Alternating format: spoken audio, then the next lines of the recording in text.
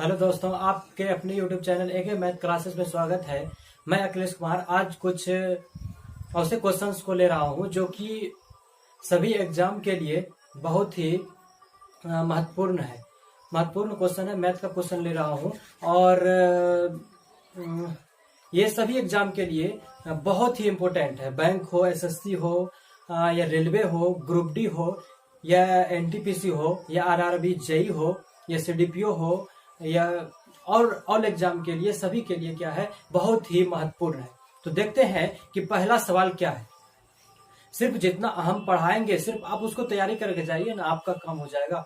सिर्फ उसको मैथ में करके जाइए, आपका काम हो जाएगा। और देखते हैं कि पहला सवाल क्या है और चलते हैं, देखते हैं पहला सवाल क्या है। पहला सवाल है, पाइप ए और बी एक टैंक को क्रमशः 7 घंटे और 10 घंटे में भर सकती है, जबकि सी टैंक को 14 घंटा में खाली कर सकती है। यदि सारी पाइपों को एक साथ शुरू किया जाता है तो टैंक भरने में कितना समय लगेगा। देखते हैं इसको कैसे बनाएंगे। टैंक ए जो है, ए टैंक क्या कर रहा है, 10 घंटा में भर रहा है, और एक टैंक बी जो है ये 15 घंटा में भर रहा है। 15 घंटा है नहीं, ए टैंक जो है 7 घंटा में भर रहा है और बी टैंक जो है 10 घंटा में भर रहा है, और सी जो है ये खाली करने में लगा है। तो खाली वाला को माइनस कर देंगे और जो भर रहा है उसको प्लस से सूचित करेंगे। तो खाली जो कर रहा है ये 14 घंटा में खाली कर रहा है। तो इन सभी का एक कुल टंकी मान लेंगे, इन सब का एक कुल टंकी मान लेंगे। तो कुल टंकी क्या मानेंगे, तो कुल टंकी हम लोग क्या मानेंगे, इन सभी का एलसीएम मानेंगे। इन सब का एलसीएम कितना हो जाएगा, 70। इसको हम लोग कुल टंकी मान लिए, कितना टंकी हमको भरना है। अब देख लेते हैं कि इनका क्षमता क्या है भरने का। इन टंकी को भरने का क्षमता क्या है, इसको पता कर लेते हैं। तो 7 से जब 70 में भाग देंगे तो क्या हो जाएगा, 10। 10 से 70 में भाग देंगे तो कितना हो जाएगा, 7। और 14 से 70 में भाग देंगे तो कितना हो जाएगा, 5। अब कहने का मतलब हुआ कि ए 1 घंटा में 10 पानी भर सकता है, और बी 1 घंटा में 7 भर सकता है, और सी 1 घंटा में 5 क्या कर सकता है, खाली कर सकता है। तो इन दोनों ने तो भरने का काम कर रहा है, लेकिन सी क्या कर रहा है, खाली करने का काम कर रहा है। तब बोल रहा है कि तीनों को, तब क्या बोल रहा है कि टैंक भरने में कितना समय लगेगा, इस टैंक को भरने में कितना समय लगेगा। तो क्या करेंगे, कुल टैंक में अगर हम क्षमता से भाग देंगे तो हमको दिन का पता चलेगा, समय का पता चलेगा कि कितने घंटा में ये टैंक भरा जा सकते हैं। तो ये दोनों तो भरने का काम कर रहा है। तो 10 और 7 17, मतलब ए और बी जब दोनों टैंक को खोला जाता है तो ए और बी दोनों जब भरता है तो 17 भर रहा है। लेकिन सी निकालने का काम कर रहा है, तो ये निकाल कितना रहा है, 5 निकाल रहा है। इसका मतलब टंकी में पानी कितना जाता होगा, तो टंकी में पानी कितना जाता होगा, 10 और 7 तो भर रहा है, 17 तो भर रहा है, लेकिन 5 निकालने का काम कर रहा है। इसका मतलब टंकी में जो पानी जा रहा है वो कितना, 12 जा रहा है। तो भरने का जो क्षमता है, भरने का जो कैपेसिटी है कितना है, 12 है। तो 12 से क्षमता से भाग दे देंगे कुल टंकी में, तो हमको दिन का पता चल जाएगा। तो 2 से कटाएंगे 6, 2 से कटाएंगे 35, बस आपका आंसर हो गया 35/6 घंटा। अगर पूर्णांक में आंसर होगा तो इसको पूर्णांक में कर देते हैं, तो पूर्णांक में क्या हो जाएगा, 6.5/5 घंटा। 54 30 5 35 बटे 5/6 है ना, और यहाँ 5.5/6, मतलब ये टंकी जो है 5.5/6 घंटा में पूरा भर जाएगा। फिर से इसको समझते हैं। ए 7 घंटा में भर रहा था किसी टंकी को, बी 10 घंटा में किसी टंकी को भर रहा था, और सी 14 घंटा में उसी टंकी को खाली कर रहा था। तो सबका, तीनों का एक कुल टंकी मान लिए, तो कुल टंकी हो मान लिए कितना, इन सब का एलसीएम। तो एलसीएम ले लिए तो कितना हो गया, 70। अब इसका क्षमता निकाल लेते हैं कि एक कितना भर रहा है, कितना भरने का क्षमता है, बी का भरने का कितना क्षमता है, और सी का भरने का क्षमता कितना है। तो ए का जो भरने का क्षमता है 1 घंटा में 10 भर रहा है, और बी 1 घंटा में 7 भर रहा है, और सी जो है 1 घंटा में 5 भर रहा है। तो ये दोनों तो भरने का काम कर रहा है ए और बी, लेकिन सी क्या कर रहा है, खाली कर रहा है। तो खाली कितना कर रहा है, 5, और ये दोनों मिल करके 1 घंटा में कितना भर रहा है, 17 भर रहा है, और ये 1 घंटा में 5 खाली कर रहा है। इसका मतलब टंकी में जो पानी जाता होगा 12 की स्पीड से भराता होगा, 12 की क्षमता से भराता होगा। तो कुल टंकी में 12 से भाग दे देंगे तो हमको क्या निकल जाएगा, समय निकल जाएगा। तो 5/5/6 घंटा में इस टंकी क्या हो जाएंगे, भरा जाएंगे। देखते हैं अगला सवाल क्या है।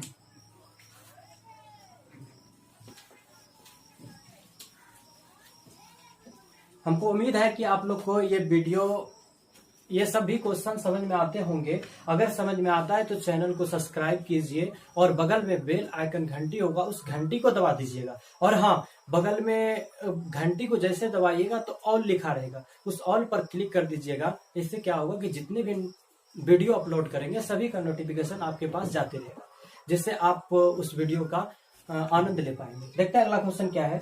एक कंटेनर में 990 लीटर तेल है, इसमें कितना तेल और मिलाया जाए ताकि तेल के आयतन का मान 4 अंकों की सबसे छोटी पूर्ण वर्ग संख्या हो। अब देखो इसको कैसे बनाते हैं। एक कंटेनर में 990 लीटर क्या है, तेल है।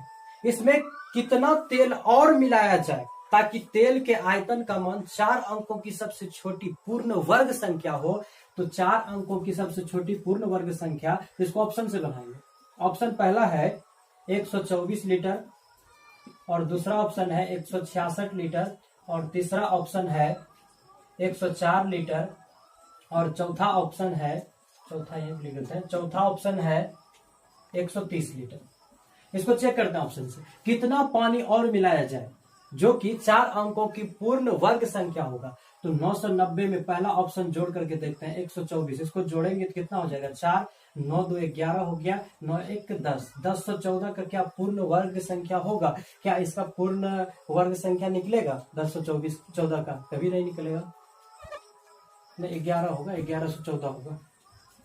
1114 का पूर्ण वर्ग संख्या होगा, नहीं होगा। तो ये ऑप्शन गलत हो गए। अब देखते हैं दूसरा ऑप्शन।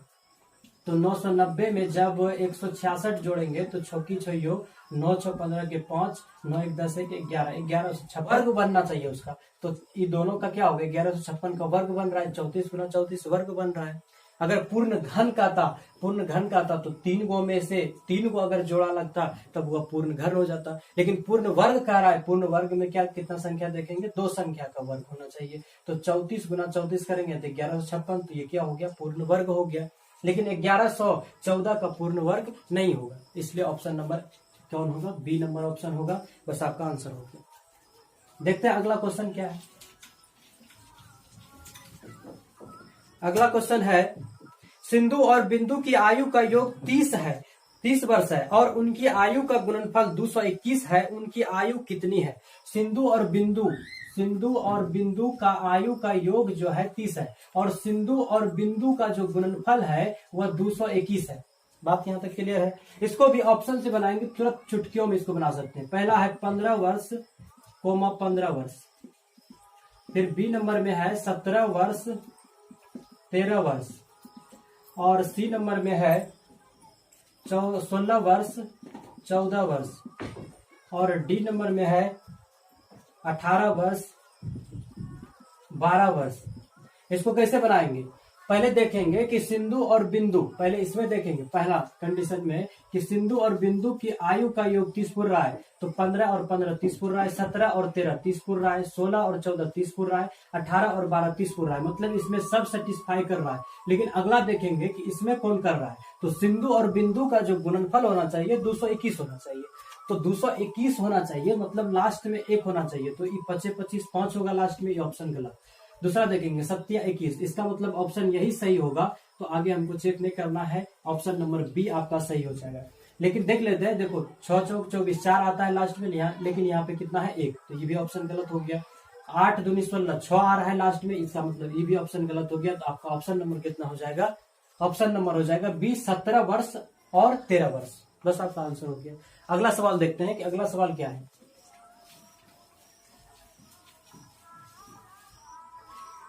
अगला सवाल है, एक षष्ठकोण की भुजाओं की 3 गुना बढ़ाया जाता है। इस प्रकार बने नए और पुराने षष्ठकोण का क्षेत्रफलों का अनुपात ज्ञात करें।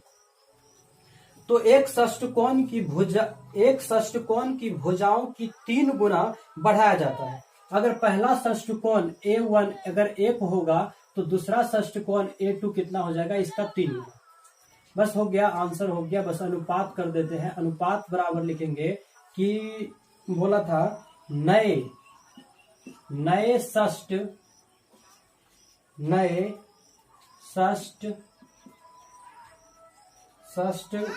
बोला था ना, षष्ठकोण का क्षेत्रफल बटे पुराने षष्ठकोण का क्षेत्रफल,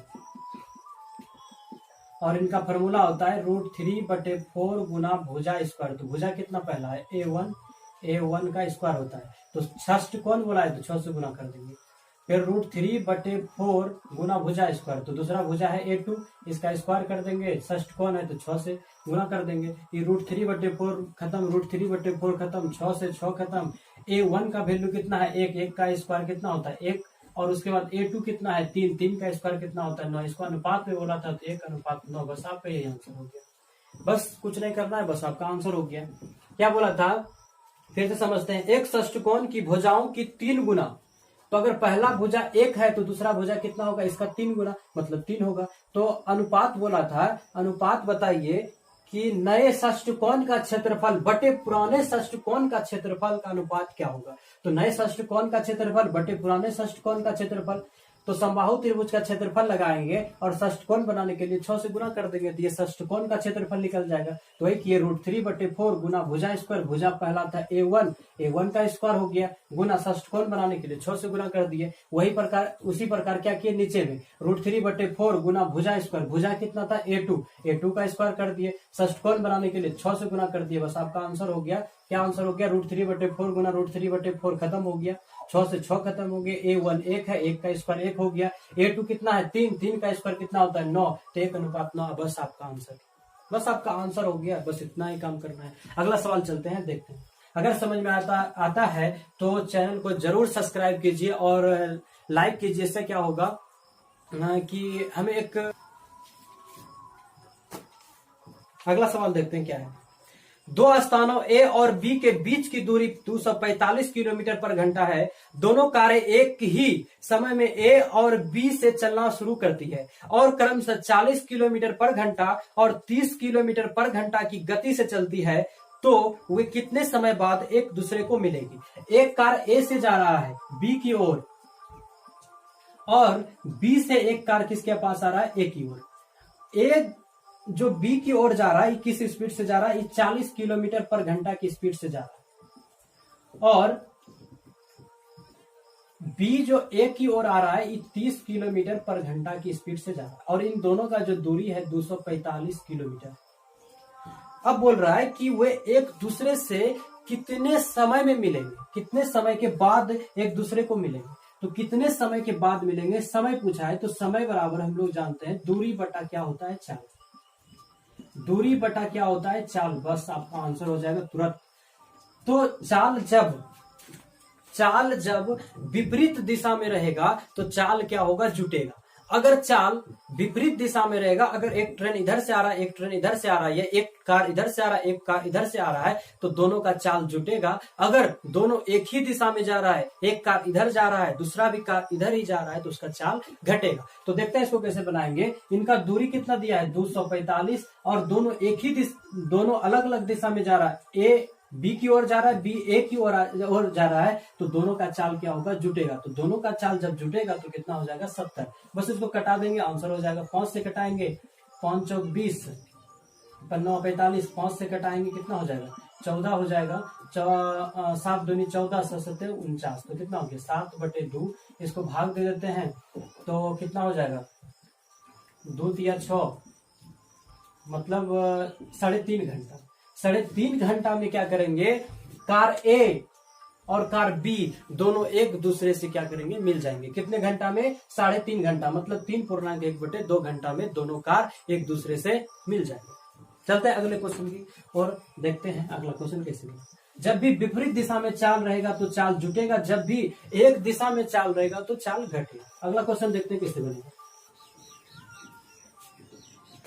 अगला क्वेश्चन है, जयंत एक निश्चित दूरी को 2.5 घंटे में 54 किलोमीटर की चाल से तय करता है, पर वो इसी दूरी को 72 किलोमीटर पर घंटा की चाल से तय करने में कितना समय लगेगा। तो देखते हैं, जयंत एक निश्चित दूरी को 2.5 घंटे में 54 किलोमीटर, तो दूरी बराबर जो होता है चाल गुना क्या होता है, समय। चाल गुना समय होता है। तो इस जयंत जो है एक निश्चित दूरी को 2.5 घंटे में, 2.5 घंटा का मतलब 5/2 घंटा में 54 किलोमीटर, तो चाल कितना हो गया, 54 हो गया। 54 किलोमीटर 2.5 घंटा में, तो चाल 54 हो गया और समय कितना हो गया, 5/2। तो ये जो दूरी है, आगे फिर बोला देखते हैं, बोला पर वो इसी दूरी को, कौन दूरी को, इसी दूरी को 72 किलोमीटर पर घंटा की चाल से तय करने में कितना समय लगा है, इसी दूरी को। तो दूरी बराबर क्या होता है, चाल गुना समय। तो इनका जो चाल दिया है, यहां लिख देते हैं, चाल गुना समय। तो इनका जो चाल दिया है 72 दिया है, कितने समय में, तो टी मान लेंगे। ये 54 बटा कितना हो जाएगा, 5/2। 2 से कटा देंगे कितना बार में, 27 बार में, और 9 से कटेगा, 9 से कटाएंगे 3 बार में, 9 से कटाएंगे 8 बार में। तो टी बराबर हो जाएगा 5 तिहाई 15 और गुना में इधर जाएगा तो भाग में। इसको क्या लिखेंगे, इसको लिखेंगे 8 से भाग देंगे कितना हो जाएगा, 1 बार में 8, 7, तो 1.7/8, 1.7/8 घंटे में 8 घंटे का समय लगेगा। 72 किलोमीटर पर घंटा की चाल से तय करने में कितना समय लगेगा, 1.7/8 घंटा लगेगा। फिर से समझते हैं इसको। जयंत एक निश्चित दूरी को 2.5 घंटे में 54 किलोमीटर, तो दूरी बराबर चाल गुना समय होता है। तो चाल 54 किलोमीटर पर घंटा की चाल से 5.5 घंटा में यह दूरी तय करता है। तो 54 चाल हो गया गुना 5/2 समय हो गया। फिर बोला इसी दूरी को, किस दूरी को, जो जयंत जो दूरी तय कर रहा था उसी दूरी को प्रभु इसी दूरी को 72 किलोमीटर पर घंटा की चाल से कितने समय में यह दूरी तय करेगा। तो दूरी बराबर क्या होता है, चाल गुना समय। तो चाल इसका प्रभु का दिया है 72 और समय निकालना है तो टी हो गया बराबर, दोनों दूरी है तो दोनों आपस में क्या हो जाएंगे, बराबर हो जाएंगे। तो कटा दिए इसको, 2 से कटाए 27 बार में, 9 से कटाए 3 बार में, 9 से कटाए 8 बार में, तो ये गुना उधर गया तो भाग में, 5 या 15/8, तो 1.7/8 घंटे में यह दूरी थी। क्या बोला था, 1.7/8 घंटे में घंटे का समय लगेगा यह दूरी तय करने में, अगर 72 किलोमीटर पर घंटा के स्पीड से चलेगा तब। देखते हैं अगला सवाल क्या है। अगला सवाल है, एक वस्तु को 270 में बेचने पर आपको 10% की हानि हुई। 10% लाभ के लिए उस वस्तु का विक्रय मूल्य कितना रुपया होगा। 10% का लाभ के लिए उस वस्तु का विक्रय मूल्य कितना रुपया होगा। देखते हैं इसको। एक वस्तु को 270 में बेचने पर आपको 10% की हानि हुई। तो यहाँ पे जो एसपी दिया हुआ है, एसपी दिया हुआ है 270 रुपया। तो 270 में जब हम बेच रहे हैं तो हमको हानि कितना हो रहा है, लॉस कितना हो रहा है, 10% का। इसका मतलब 90/100 में ही बेच देते होंगे उस वस्तु को। इसको कटा देंगे तो 9 बटा कितना हो जाएगा, 10। तो सबसे पहले हम पता करते हैं कि हम इस वस्तु को खरीदे कितना में थे। तो खरीद मूल्य निकालने के लिए कॉस्ट प्राइस का मतलब क्रय मूल्य होता है और सेलिंग प्राइस का मतलब विक्रय मूल्य होता है। तो क्रय मूल्य निकालने का एक रूल है, क्या नियम है, जब हम पीछे जा रहे हैं, क्रय मूल्य का मतलब हम कितना में खरीदे, पहले खरीदेंगे तब तो बेचेंगे। हम बेचे 270 में तो हमको 10% का हानि हुआ, इसका मतलब हम 90 में बेच दिए होंगे। तो 90/100, 1010 खत्म, 9/10 हो गया। तो हमको क्रय मूल्य जाना है, मतलब हम कितना में उस वस्तु को खरीदे थे। तो खरीद मूल्य निकालने के लिए क्या करना पड़ेगा, हमको पीछे जाना पड़ेगा। पीछे जाना पड़ेगा तो इसको पलटा करके लिखेंगे 10/9। 9 से कटा देंगे 3 बार में तो 30 हो जाएगा, गुना कर देंगे तो 300। इसका मतलब हुआ इस वस्तु को हमने कितना में खरीदा था, 300 में खरीदे थे और बेचे कितना में, 270 में बेचे थे। तो ऑटोमेटिक है कि हमको क्या होगा, हानि होगा। अब बोल रहा है कि इसी वस्तु को अगर हम 10% लाभ के लिए उस वस्तु का विक्रय मूल्य कितना रुपया होगा। अगर हमको 10% का लाभ कमाना है तब इसका विक्रय मूल्य क्या होगा। बस तुरंत आप बना सकते हैं। प्रॉफिट पूछा है तो प्रॉफिट पूछा है, लाभ पूछा है कि 10% का लाभ कमाना है तो 10% का लाभ कमाना है। हमेशा कोई भी परसेंटेज 100 होता है, उसमें से लाभ कमाया जाता है। तो 10% का लाभ कमाना है तो 110/100 लिखेंगे। 1 0 से 1 0 खत्म, 11/10। जब हमसे विक्रय मूल्य पूछेगा कि अब बताइए कि इसी वस्तु को जो 300 में खरीदा था, अगर हम 10% लाभ पर बेचेंगे तब हमको कितना में बेचना पड़ेगा। अगर आप 10% लाभ पर बेचते हैं तब इसका जो एसपी हो जाएगा 300 गुना, अब हमको विक्रय मूल्य जाना है, मतलब बेचने वाला मतलब आगे जाना है, तो सीधा गुना कर देंगे 11/10। 1 0 से 1 0 खत्म, 11 गुना 30 करेंगे 330। अगर हम इस वस्तु को 330 में बेचेंगे तो हमको 10% का क्या होगा, लाभ होगा। बस आपका आंसर हो गया। अगले क्वेश्चन की ओर चलते हैं, देखते हैं अगला क्वेश्चन क्या है। आप लोग को समझ में आता होगा, हमें उम्मीद है समझ में आता है। तो चैनल को जरूर सब्सक्राइब कीजिए और दोस्तों में शेयर कर दीजिए। व्हाट्सएप हुआ, फेसबुक हुआ, इन सभी पर शेयर कर दीजिए। देखते हैं अगला सवाल क्या है। 25 छात्रों की एक कक्षा में छात्रों की औसत आयु 12 वर्ष है। यदि क्रमशः 11, 12 और 13 वर्ष के 3 छात्रों ने कक्षा छोड़ दी है तो कक्षा में छात्रों की औसत आयु में क्या परिवर्तन होगा। देखते हैं इसको कैसे बनाएंगे। 25 छात्रों की एक कक्षा में छात्रों की औसत आयु 12 वर्ष है। तो 25 छात्रों की औसत जो है, औसत आयु 12 वर्ष है।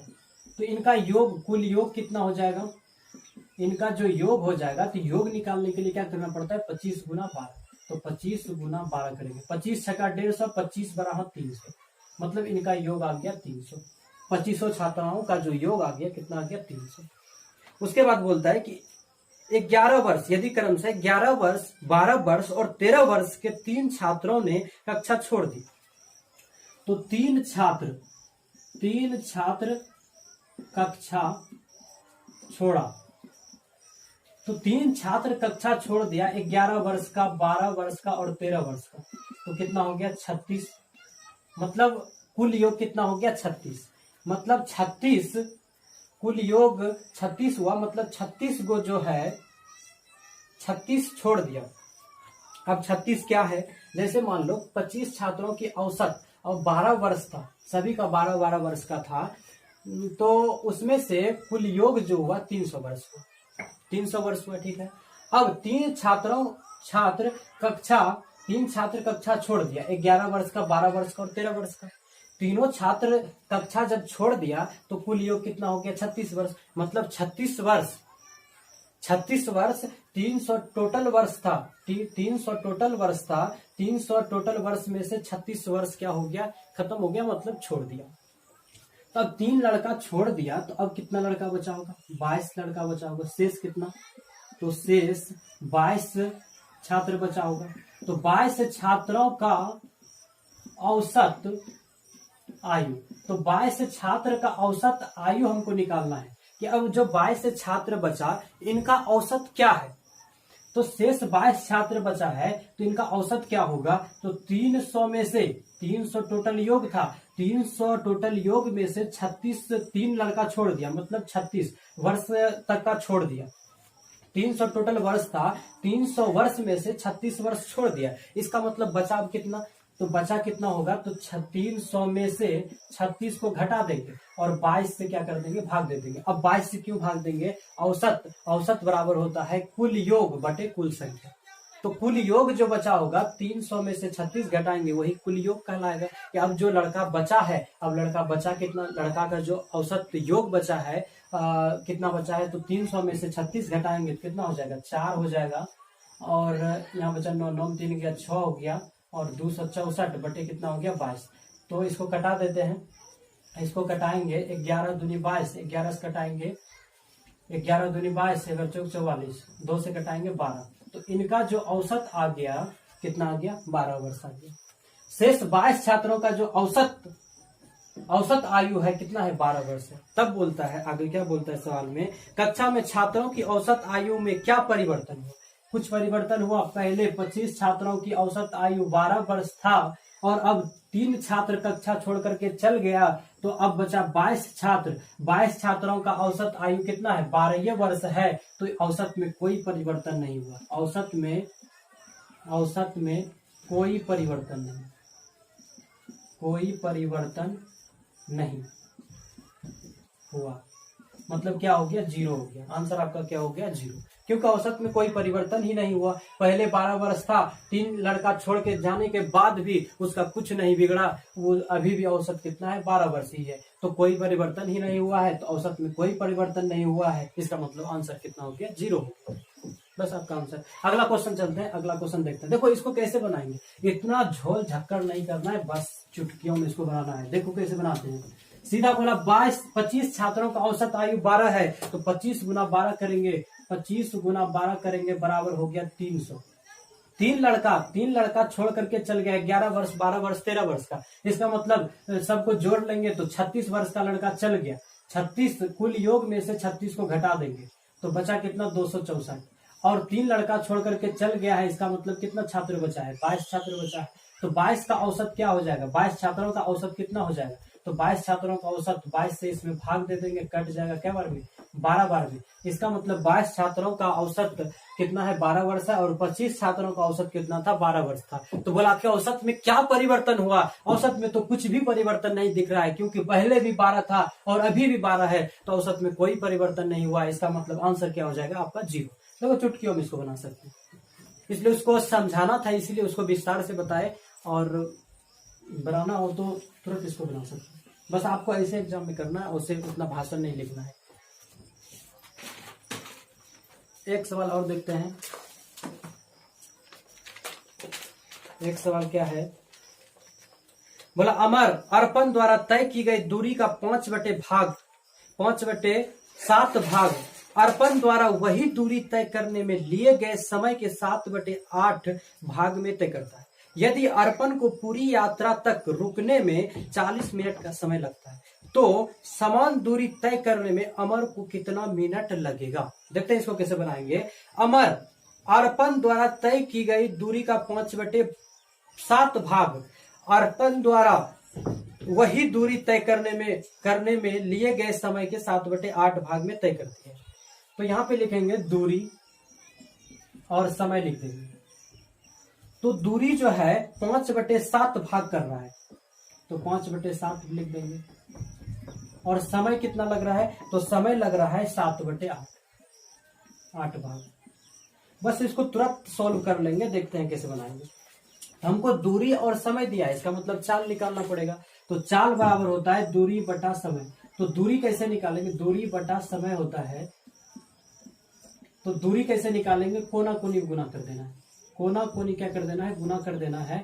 बस आपका आंसर हो जाएगा। कोना कोनी गुना करेंगे तो 8×5 = 40। कोना कोनी गुना करके ऊपर में 40 लिख देना है, और समय 7×7 = 49। बस आपका चाल निकल गया। अब हमसे पूछा है आगे क्या बोलता है। आगे बोल रहा है कि यदि अर्पण को पूरी यात्रा तक रुकने में 40 मिनट का समय लगता है, तो समान दूरी तय करने में अमर को कितना मिनट समय लगेगा। तो समय बराबर, अब समय बोल रहा है कि कितना मिनट लगेगा, तो समय बराबर होता है दूरी बटा चाल। तो दूरी बटा चाल, तो समय बराबर दूरी कितना है आपका, दूरी तो 40 है, और चाल कितना है, दूरी बटा समय। समय बराबर दूरी बटा चाल। तो दूरी हो गया 40, और समय जो हो गया, चाल जो हो गया, तो चाल कितना है, चाल जो है 40 बटे कितना है 9 है। तो 40 बटा कितना लिख देंगे 49, 40/49। सॉरी, चाल क्या है 40/49। तो चाल कितना लिख दिया 40/49। और दूरी कितना था 40 था, तो 40 लिख दिया। बस इसको क्या करेंगे 40 लिखेंगे, 49 कहाँ चल जाएगा ऊपर, तो ऊपर लिख देंगे गुना 49 बटे में कितना हो जाएगा 40। जो 40 से 40 खत्म, तो कितना मिनट लगेगा 49 मिनट का समय लगेगा। बस आपका यही आंसर होगा। ये पूछा था कि तो समान दूरी तय करने में अमर को कितना मिनट लगेगा, तो 49 मिनट का समय लगेगा। बस आपका ये आंसर हो गया और आपका उत्तर हो गया। अगर अच्छा लगता है वीडियो तो लाइक कीजिए, सब्सक्राइब कीजिए और दोस्तों में शेयर कीजिए, व्हाट्सएप, फेसबुक। और इस तरह से फिर 10 क्वेश्चन का महासंग्राम लेकर के आ रहे हैं आप लोगों के बीच। और इस वीडियो का तब तक आनंद लीजिए।